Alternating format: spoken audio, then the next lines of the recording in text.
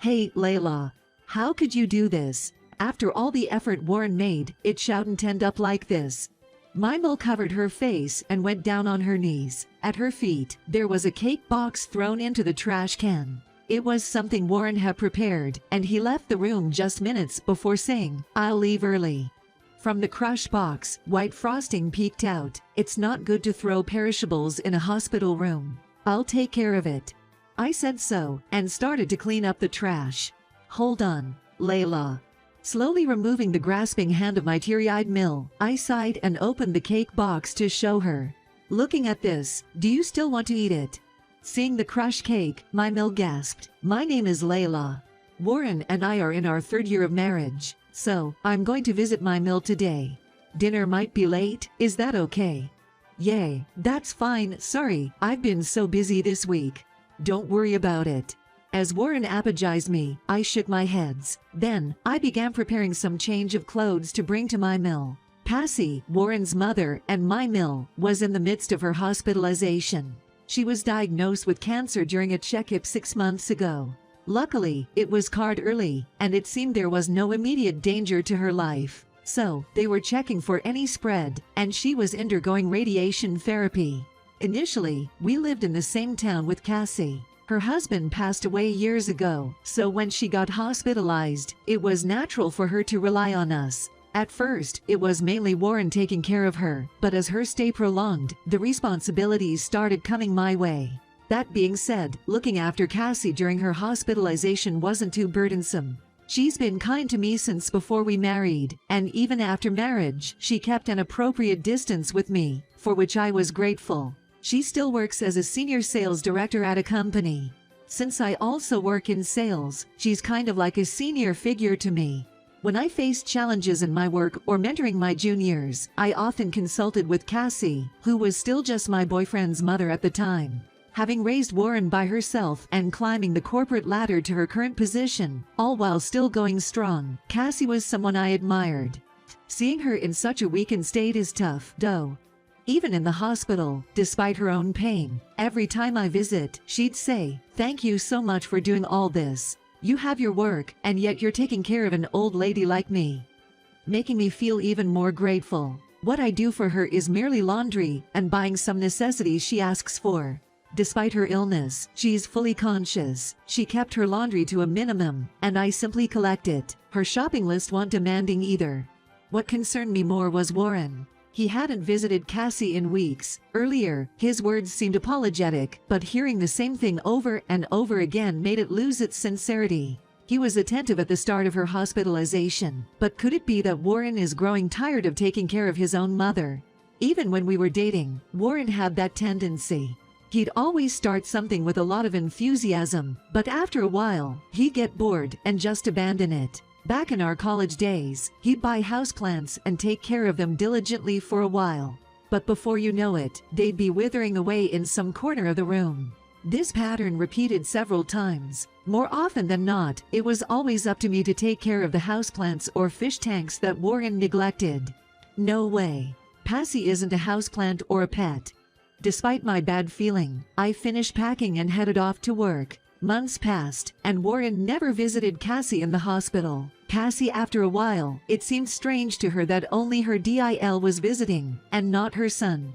Every time I visited, she would ask with a puzzled look, "How's Warren? I always see you, Layla, and I feel bad. I've tried calling him but can't get through. Is he too busy at work? You're working full-time too, though." It goes without saying, it must be hard not being able to see family when undergoing tough treatments. I can't stand this anymore. At this rate, even things that can heal won't. I headed home, trying to suppress my anger. Then, Warren, who seemed to have returned earlier, was sitting on the sofa, puffing on a cigarette. "Hey, welcome back, Layla. You were at the hospital again. Well, never mind that. Get dinner ready, will you? I'm starving," he said, without even looking up from his phone. He used to excuse himself saying he was busy with work, but lately, he acts as if taking care of Cassie is obviously my job. On top of that, he didn't even help with household chores. "What's up? Why are you standing there? Get dinner ready." "Listen, we need to talk.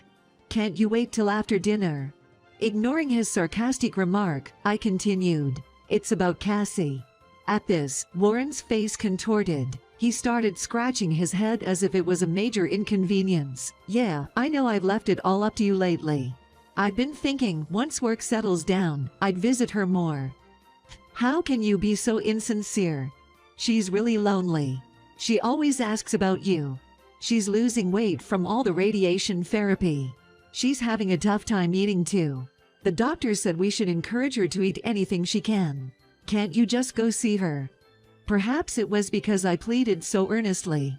After a pause, Warren let out a big sigh. Stubbing out his cigarette, he carelessly placed his phone on the table. All right, I'll visit her this Monday if you insist that much. I have a business trip from Tuesday, but I can come home early. Really? Thank you. Why do I have to thank him for something related to his own mother? Despite the odd feeling, I was happy, hoping that the visit might cheer up Cassie. Is that good enough? I'm gonna take a shower now. Have dinner ready by the time I'm out. Okay, got it. Seeing me overjoyed, Warren got up and headed for the bathroom. As I was about to hurry to the kitchen, I couldn't help but notice Warren's phone. His screen was still on. A web browser was displayed on the screen. What? My eyes widened at the text displayed on the web browser. I accidentally dropped my bag. My work tools and the bag full of laundry I'd gotten from Cassie made a loud thud as they hit the floor. Is this a mistake? No, it can't be. This is. Feeling a chill run down my spine, I instinctively looked towards the bathroom. All I could hear was the faint sound of the shower, and there was no one around to answer my questions. I gulped nervously. There's no way this is acceptable. I can't let anything else hurt her. Then I felt my farts racing at an incredible speed about the next steps to take. 4 days had passed since that event, and Monday rolled around. Today was the day Warren promised to visit Cassie in the hospital. It seemed Warren remembered it too, and he asked me in the morning, well, I'm heading to see my mom today. Should I bring her some food and just pick up the laundry, right? Yay. I packed her new pajamas in this bag here. Ick. I have to take this with me to work. What a drag. Still, he headed off to work with the bag containing Cassie's clothes. With Warren visiting, I should have been able to head home early, but after work, I found myself heading to the hospital, just like always. I planned to head straight there right after work, but overtime work dragged on, and now it's late. Hopefully, Warren hasn't shown up yet. Suppressing my impatience, I opened the door to the hospital room. "Oh, Layla. I thought you weren't coming today." There sat Warren on the visitor's chair, and Passy, sitting up in bed. Both of them looked surprised as they saw me burst in. "Warren, you're already here." "Yeah, I told you I have a business trip from tomorrow, so I got off early. But, since you're here, has it gotten that late?" "Oh, it's dark outside already." I lost track of time chatting with Warren. "Well, now that Layla's here too, I should probably leave. We don't want to crowd the room and be noisy." As I approached the bed, Warren stood up from the chair. Pointing at a white cake box on the side table, he said, "Mom, eat that when you feel like it. I went all the way to your favorite pastry shop for it. Layla, you can do the rest." Then he handed me a large bag and left the room. I set the bag, filled with Cassie's dirty laundry, aside and turned to face her. It seemed that seeing her son after such a long time had brightened her spirits. She looked more lively and flushed than usual. "Layla, you came too. Warren said you wouldn't be coming. Do you have something to do?" "No, it's just that." Seeing her happy face, I couldn't help but second guess whether what I was about to do was right. But the search results I saw that day. "I'm so sorry, Cassie." Ignoring the puzzled look on Cassie's face, I briskly walked over to the side table and grabbed the cake box. "Oh, Warren brought it for me. He went out of his way to get it from my favorite pastry shop. He remembered I loved it," she said with a chuckle. Apologizing silently in my heart, I threw the box into the trash. The cake box crumpled as it was stuffed into the small trash bin. Seeing this, Cassie screamed in shock. "What, Layla? Why? He went through all that trouble to get that for me. Why would you do that?" Her face got pale, and she began to panic. She leaned forward on her bed, as if to lunge at me. I hoped I wouldn't have to explain, but it seems that's not an option. With a sigh, I showed her the contents of the trash bin. The box was crushed, with cream splattered all over. "Cassie, look at this." What's wrong with the cake?" Though she was still visibly shaken, she looked at it closer. After a moment of silence, she covered her mouth in horror. "Oh my, what is this?" Mixed in with the white cream were specks of what looked like cigarette ashes. Was this some kind of mistake by the shop? "No. Warren did this." "What?" She screamed again upon hearing my words. The search history I'd seen on Warren's phone that day had displayed search histories like how to worsen cancer, inheritance procedures, effects of swallowing cigarette ashes. Seeing that, I realized Warren was likely trying to harm his own mother for inheritance. The fact that Warren so readily agreed to visit Cassie made me think that if he was going to do something to her, it would undoubtedly be today. I wish it was just a bad hunch. Had I been wrong, I would have been just a wicked wife throwing away a cake bought by a dutiful son. However, there was actual cigarette ash inside the cake. Had she unknowingly consumed it, Cassie, already weakened from various treatments, might not have been okay. I showed her a photo of Warren's phone screen I had quickly taken that day, and said, "Please, stay calm, Cassie. Warren put this in the cake, hoping your condition would worsen. Probably, aiming for your inheritance." "No way. Warren did." Cassie covered her pale face and curled up on the bed. How shocking it must be to almost be fed cigarette ash by her own son. I couldn't say anything, so I just stroked petite Cassie's back. Then, we immediately contacted the police. Of course, Warren claimed, "I just gave the cake I bought at the shop. It's the shop's mistake." But my search history I had taken, the testimony from Cassie, and ultimately the surveillance footage from the bakery parking lot showing Warren tampering with the cake right after buying it, sealed the deal. He was arrested. When Warren finally snapped, he exclaimed, "I just wanted to finish off that old hag before she squandered her inheritance." "You were sick of taking care of her, right, Layla? If it worked out, you wouldn't need to visit her anymore. Why'd you get in the way?" I was taken aback by that. "I asked for your help because I thought Passy would be happy with you around. And yet, aren't you ashamed?" "What? Ashamed? I just wanted her gone." "I can't believe it."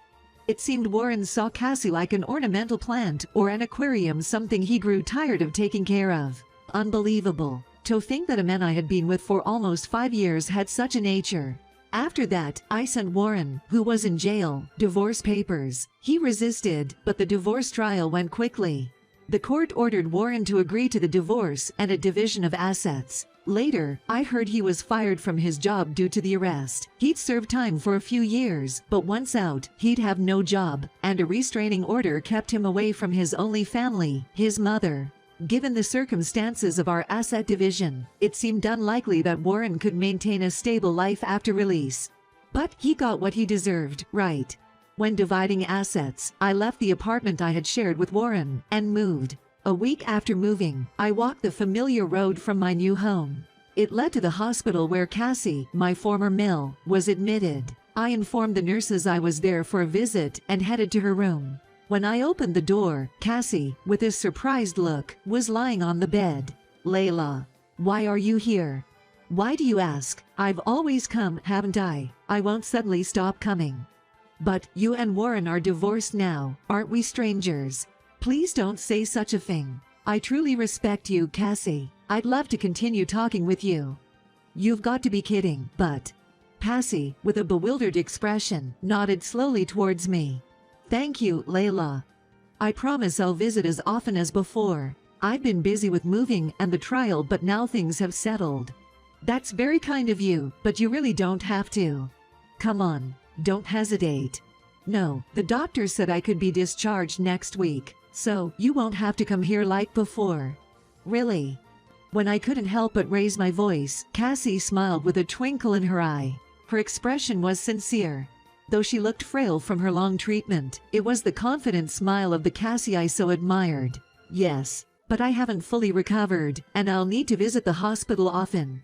On treatment days, I won't be able to drive. Would you mind helping me out, Layla?" "Of course, I'd be happy to." I wiped away my tears and nodded vigorously.